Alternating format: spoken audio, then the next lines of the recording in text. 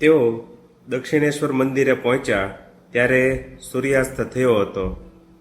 એ સ્થળની સુંદરતાથી બાબુરામ મુગ્ધ થઈ ગયો, જાણે કે કોઈ દેવભૂમિ.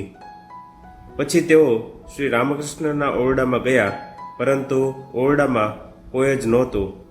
રાખાલે કહ્યું, પરમહંસ કાલી મંદિરમાં ગયા છે, સહેજ રાહ જુઓ, હું એમને બોલાવી લાવું છું. આટલું કહીને એ ઉતાવળથી મંદિર ભણી ચાલ્યો. થોડી મિનિટો બાદ એ શ્રી રામકૃષ્ણનો હાથ પકડીને આવતો દેખાયો.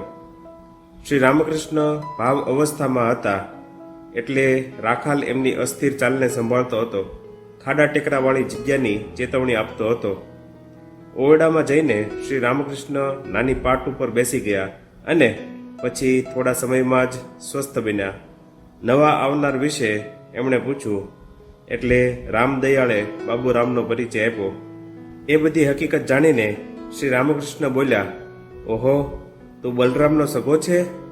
તો પછી અમારો પણ સગો થયો. વારું, તારું વતન ક્યાં છે? બાબુરામ, જી આટપુર. શ્રી રામકૃષ્ણ બોલ્યા, ઓહો, ત્યારે તો હું ત્યાં ગયો હોઈશ.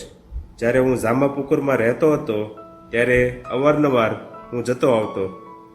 આટલું કહીને શ્રી રામકૃષ્ણે બાબુરામનો હાથ પકડ્યો અને બોલ્યા, જરા નજીક અજવાળામાં આવતો, તારું મોં જોવા દેતો. કોડિયાના ઝાંખા પ્રકાશમાં એમણે બાબુરામની મુખ મુદ્રાનો કાળજીપૂર્વક અભ્યાસ કર્યો. એ પરીક્ષાને અંતે એમને સંતોષ થયો. પછી એમણે તો હાથ પગ તપાસી જોયા. આ પૂરતું ન હોય એમ છેવટે એમણે તેને હથેળી દેખાડવાનું કહ્યું.